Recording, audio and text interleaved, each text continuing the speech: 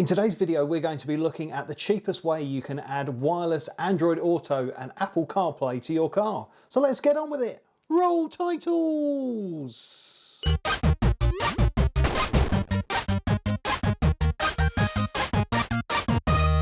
Welcome to the channel if it's your first time here, and welcome back if it's not.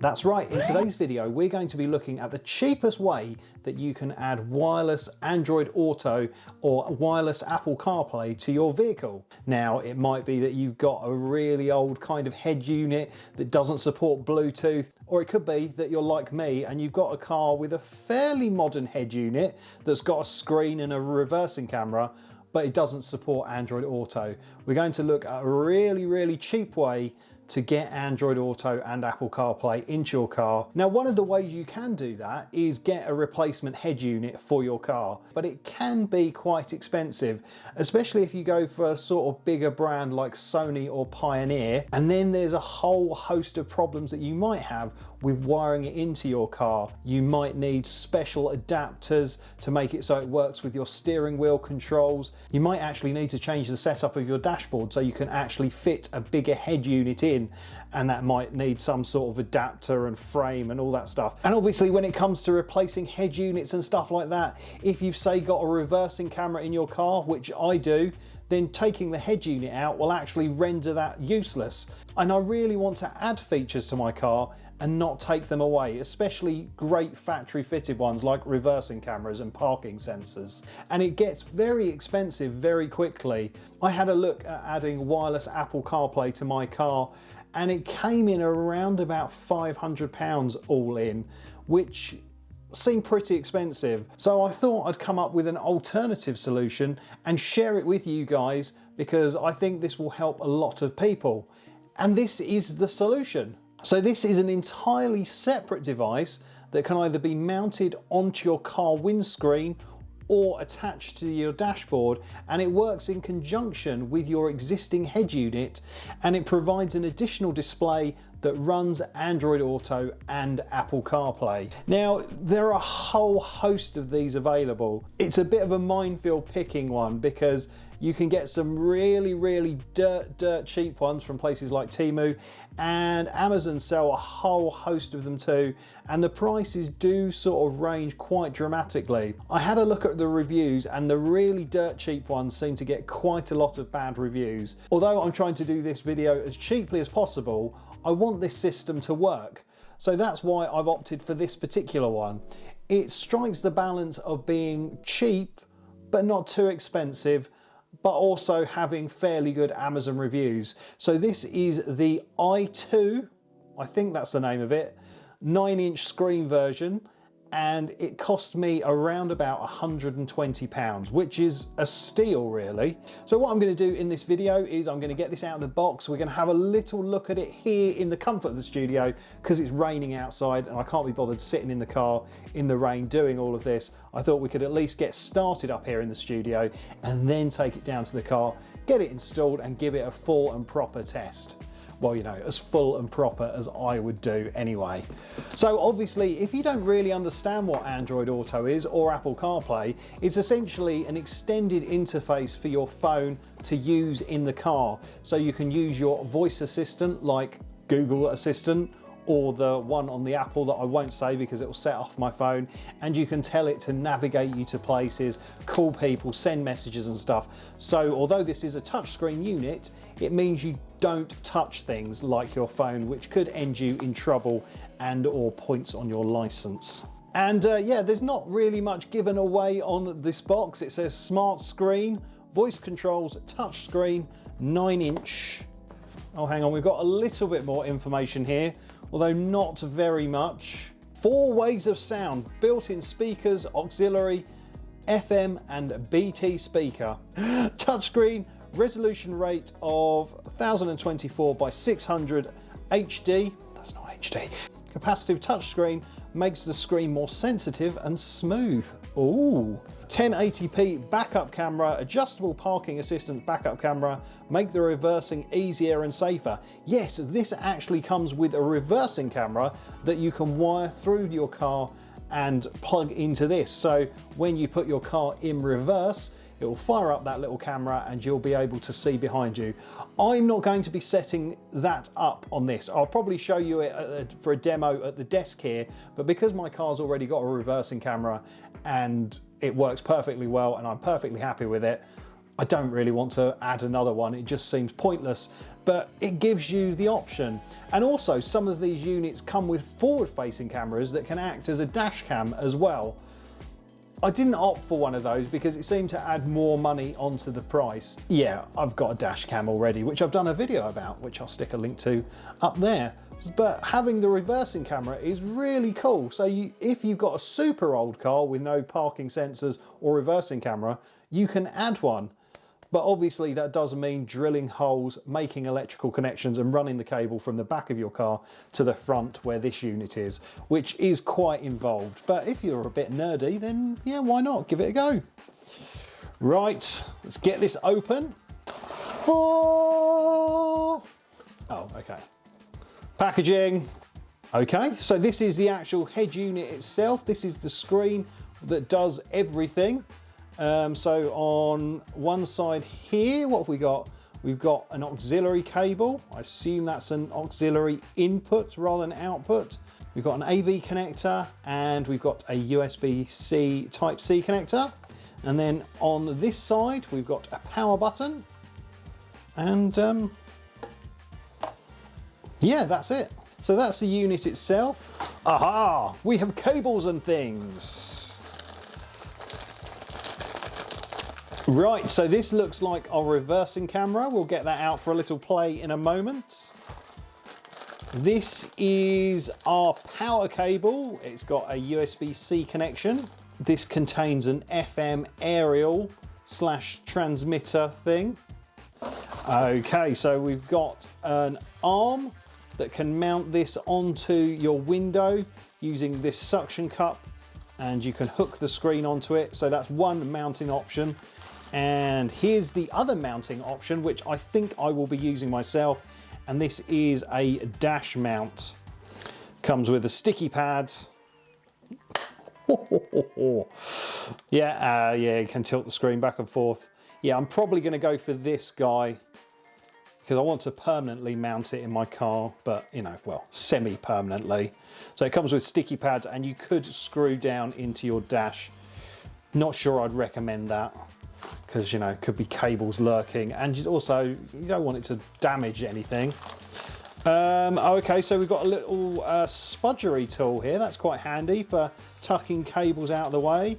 We've got some adhesive sticky pads. I don't know what they're for. We've got the auxiliary cable here, and oh, okay, another sticky pad for our mount. That's good that you get two.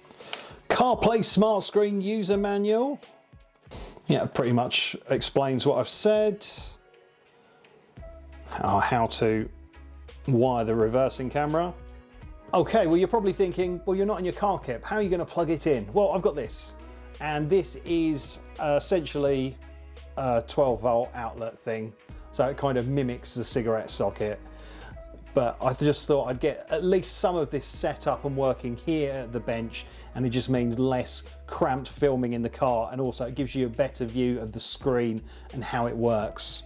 Okay, so the screen is sort of slightly reflective. You can see the boom on my microphone that's up there, but no, that's okay. So here is the cigarette outlet thing that it plugs into. So it outputs 5 volts at 3 amps for this screen, and also it outputs 5 volts at 1 amp for this USB socket, so you can run your phone charger from it, which is pretty cool. It comes with a lot of cable. I would say that there's probably at least 2 meters of cable there. Okay, let's just let the camera adjust the exposure. Holy shit, that's loud. Okay, so this is just the sort of default menu before it's doing anything. You can choose the audio output for this device. So at the moment, it's coming out of the speakers that are in the back of the device. We'll give those a test shortly. You can also set it to play to your car's stereo if you've got Bluetooth in your car already. If you've got an older car and don't have Bluetooth already, then you can use the FM transmitter, And this basically creates a pretend radio station that can only be accessed sort of in and around your car, and it will play the audio through that, and all you've got to do is tune your head unit to that particular radio station and you'll be able to hear the audio through your car speakers. So that's a great way of doing this if you've got an older car. An auxiliary, essentially it's just going from the auxiliary output on here, and you can plug it into your car's auxiliary input. So yeah, there are 4 ways of getting sound out of this unit. I don't imagine the speakers on this will be great. I mean, if you don't really have a car stereo already, which is quite rare, but not out of the question, you could just play the sound through the speakers. But we'll leave it on the speaker for now so we can hear it while we're up here. What other options do we have? Okay, so you can adjust the brightness of the screen should you wish. Oh, okay, reminder tone. Can we turn those horrible sounds off? Yes, we can. Excellent. Oh, we can have different wallpaper. Cool. Auto dimming. Ah, that's good. So you can set it so it dims down at night time. That's good. I like that. It'd be great if it used a bit of cleverness and used sort of like a sensor to maybe knock the dimming down, but you can at least make it so at night you can have a lower brightness on the screen, so it's not like, ah! Driving position. Am I on the left rudder or am I on the right rudder? I'm on the right rudder. Damn ruddy right I am. Assistive touch. I don't know what assistive touch is, but who doesn't want an assistive touch? Okay, so let's get this paired up with my phone and see how the wireless Apple CarPlay works. Okay, so we're going to CarPlay on this. Turn on Bluetooth on your iPhone and select to connect to this device. So go into my settings, go into Bluetooth. There you go, it's found it. Yeah, we want to pair.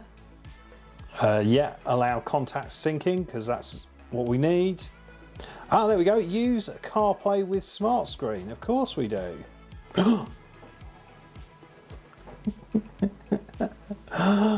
Oh wow, it's just there and working. Now the problem is I can't actually show you this because it's got my actual location on screen. Yeah, let's have a little look at lovely Bocking. Right, so if we go into here, we can see all the Apple CarPlay apps. Yeah, I mean, it's not like a sort of high-end BMW, Mercedes screen interface for sure. There is a little bit of lag, but I don't think it's unacceptable. So let's go into Spotify. I can play a bit of off-menu podcast because shouldn't get copyright strike for that. They were just sensational, and they were chopped into a bruschetta with some amazing olive oil on, and it was just the most beautiful thing I've ever tasted. There was another big mysterious billionaire who I think had hired the island, and he had all these... Okay, that's all right. The sound quality out those speakers isn't the greatest. I would say they're very much the last resort. But obviously if you're having this playing through your car's auxiliary or the Bluetooth or hopefully the FM transmitter, it will sound a lot better. Smart Screen. Oh, okay, so that takes us back to there, right. Let's try and see if the voice assistant works. Siri, call Kip Hakes. Which phone for Kip Hakes will work, or mobile? Mobile. Calling Kip Mobile. Hi, this is Kip. Can't take your call at the moment, so either leave a message after the tone or just send me a WhatsApp on this number. Hi Kip, you smell of cheese. Let's try a bit of BBC Sounds. Thinking of a new clothing line. Oh yeah, that's a good one, yeah. Maybe you need a divorce lawyer. Who are we to judge? Do you want to break up with him? Log on to get... Now you might be wondering how this screen works. It's using your phone's connection.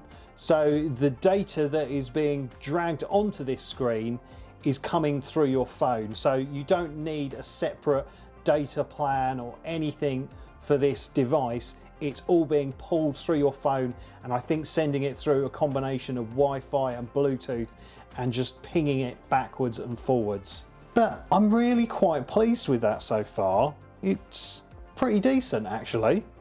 So if you go to the menu and swipe across, you can have a split screen mode, which again I've had to blur, sorry about that, but it's got the map, it's got your next turn direction, and also it's got the music.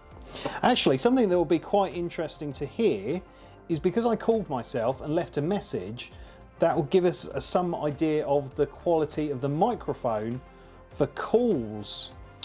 So let me just play the voicemail. Hi Kit, you smell of cheese. It's all right, it's not the best quality microphone, but if your car doesn't have hands-free calling, then it's better than not and being unsafe. Should we just have a quick look at this reversing camera? Now, as I said, I'm not going to install it in my car. We can see what it's like. So it comes with some sticky things and some fixing screws. Yeah, and it comes with quite the length of cable there. I don't really want to undo it all.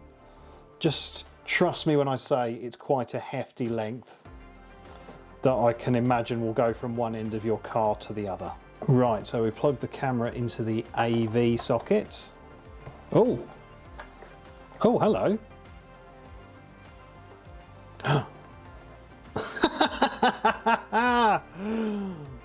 There we go, there's the reversing camera. I think you have to wire this red connector here to your reversing lights to make it work as a reversing camera, so when you put it into reverse gear, it clicks into place, but it obviously receives power from this unit, which is pretty smart. And that's actually quite a good quality picture really for a cheap camera. Yeah, I mean, I'd say it might be even a higher resolution than the reversing camera I've got already. So yeah, it's got a reversing camera if you wish to use it or not. Oh, I see. So then once you get the camera plugged in, you get a little camera icon there, and there it is. I mean, you could probably plug in some external source like a DVD player or something, or a games console into this maybe, if you wanted to. Before we go down to the car, let's just have a quick look at the mounting options it comes with. So, like I said, it comes with this arm that you can attach it to your windscreen with this suction cup. Is that some sort of, oh yeah, that's a clamp there to turn on or off the suction. And then we've got a little bendy arm here that we can adjust. And then we've got a ball joint here that the screen hooks onto. It's got these mounting guys at the back there.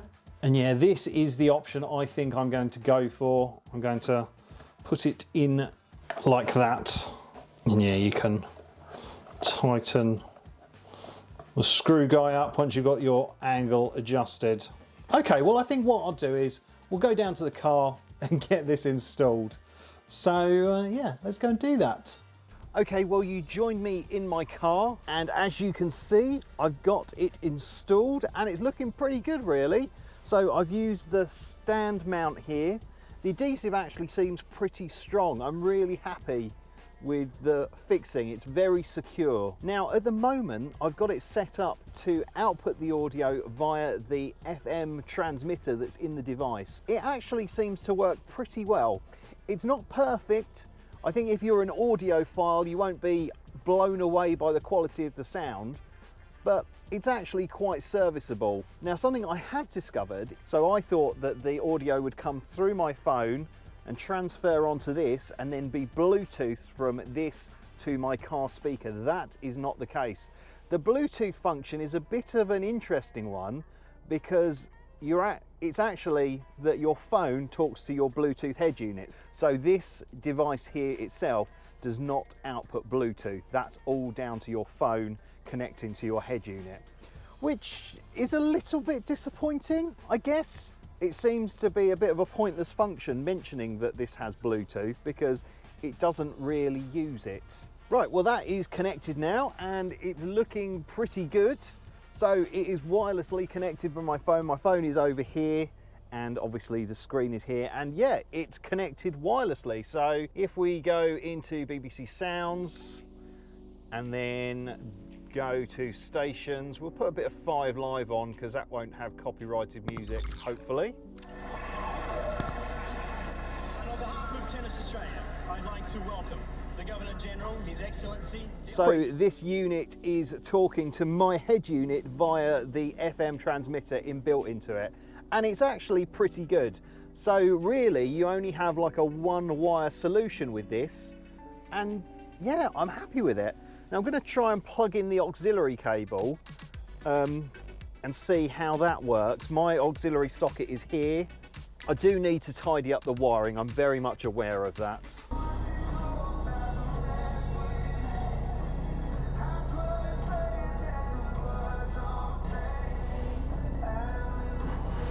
Now the only thing is, if you're using the FM transmitter and you're using your car's stereo controls from your steering wheel, like I've got on my car, because these steering wheel controls still think you're listening to a radio station, when I go and skip tracks, it actually moves the radio station, which is a bit annoying. I mean, you can use your voice assistant to change the tracks and things like that, and it will work perfectly well. But yeah, that is a small annoyance. But I am actually pretty pleased with all of this, how it works. I would probably say for the cleanest solution, I'm going to be using the FM transmitter. I mean, obviously I can tidy the wiring up a little bit. I have literally just thrown it into the car for the purposes of this video. Actually, I'll tell you what we'll do. Let's do a little bit of a sort of power on test and see how quick it takes for everything to come on once we've started the car. So my car's power is off now. The screen is off, it's not connected. I'm going to put a timer on the screen so we can see how long it takes. But yeah, let's press the clutch pedal down and press the start button.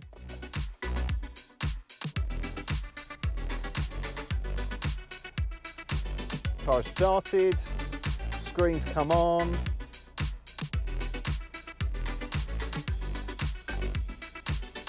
Gone to that screen. I'll have to unlock my phone. No, there we go. Oh, yeah, there we go. Perfect. You can still use your phone if you want to. It doesn't make any difference. I'm using my phone now. You can't really see, but yeah, it's not mirroring the screen. It's like a completely separate thing, which I really like. And you can do sort of pretty much anything. So you could say, Siri, play songs by Britney Spears. Okay, here's Britney Spears on Apple Music. What a banger. Siri, pause. Oh, that's interesting. I don't know if you can hear it, but there's quite a bit of interference there through the auxiliary cable. Right, well, I'm going to switch it back through to the FM. It might just be that it's a cheap auxiliary cable and there's interference, or there might be interference in the unit. I don't really know. But yeah, going through the FM transmitter, that annoying sound has actually disappeared.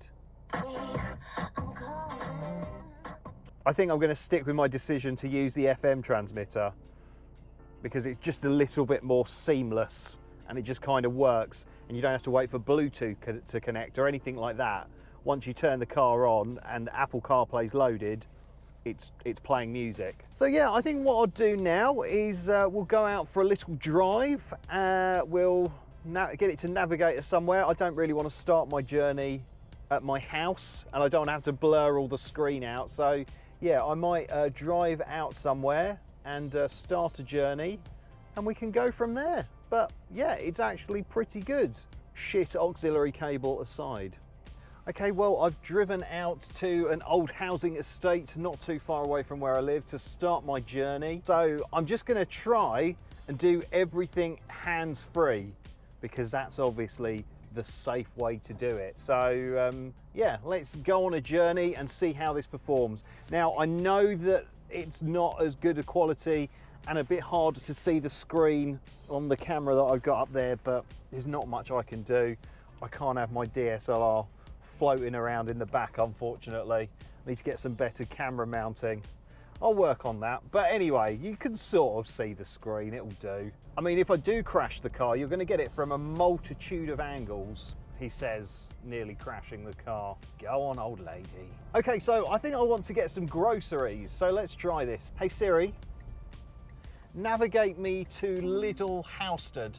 One option is Little and Halstead, less than a mile to your west, and it gets 100% positive ratings. Do you want that one? Yes. Getting directions to Little. Typical, the traffic's absolutely abysmal. So there we go, it's navigating me to Lidl, which isn't all that far away. I fancy a bit of music. Hey Siri, play me songs by Frank Turner. Now playing Frank Turner.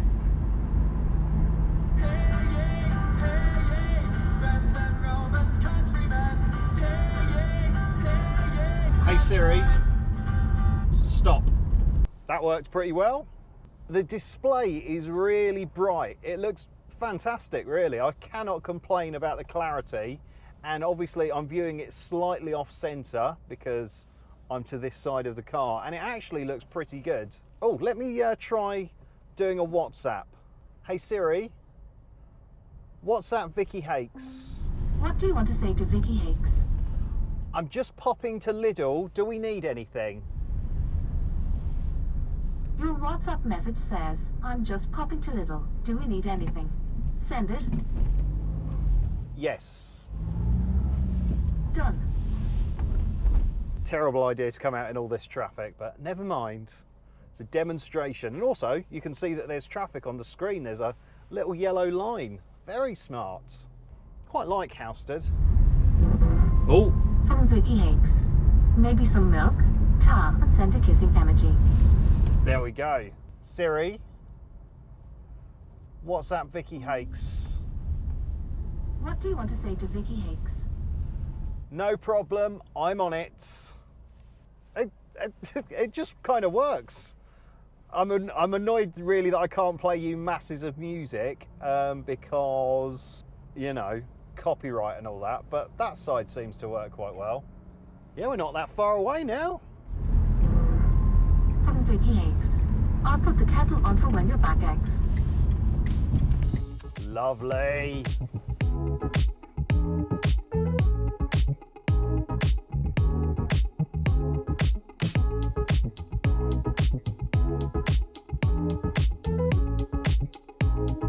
Can't argue with that, can you? It just sort of works, and I'm really happy with it. I'm pretty pleased. So I think what we'll do now is we'll go back home and finish up the video. Well, there we go.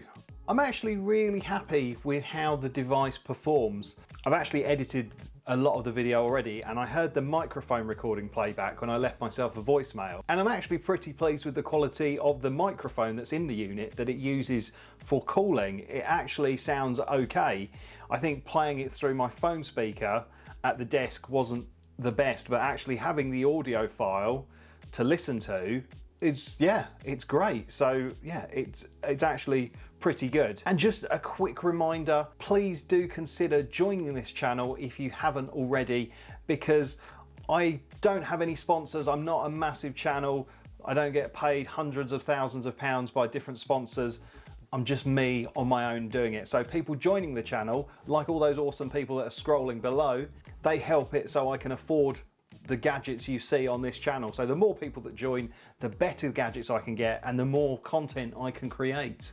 But obviously, even if you don't want to, just liking the video or commenting on it or sharing it to a friend will help the channel just as much. Now, obviously there were a few issues. The auxiliary cable did seem to have that kind of interference on it. As I said, I don't know whether it's just because it's a cheap auxiliary cable or there might be some kind of interference from the power supply. But ultimately, I think because the FM transmitter actually works really well, it's not the end of the world. You know, there is a definite way of using it through the FM transmitter, or you can just connect your phone to your Bluetooth on the headset if you have it. So for the price I paid, I think we've really hit that kind of sweet spot of it not being too cheap, but not ridiculously expensive. And also, if you do change your car and you get another car without Apple CarPlay and Android Auto, then you could take it with you into a separate car. You don't have to take a whole head unit out and buy a different wiring harness and all that kind of stuff. Now, while I mentioned Android Auto, obviously I didn't test that, and that's largely because I don't really have an Android device anymore. I've got no reason to believe that it doesn't work as well as the wireless Apple CarPlay did. Yeah, I can't really offer any advice on that, but you know, if you've got a question or something, just put it in the comments and I'm sure someone helpful will come along and answer the question if I can't. Yeah, I think we've probably found one of the cheapest but not too cheap ways of getting wireless Android Auto and Apple CarPlay in your car if you don't have it already. I do have an idea for another video where potentially we can take a car that has wired Android Auto and Apple CarPlay and make it wireless, because there are some solutions to doing that. So if you'd be interested in seeing a video about that, then let me know in the comments, because I think I might do that as well. So yeah, I really hope you've enjoyed this video. I hope you found it helpful. If you have, make sure you give it a like. But I don't think I've got anything else to say, so thank you so much for watching. Don't forget to like and subscribe, but for now, it's game over.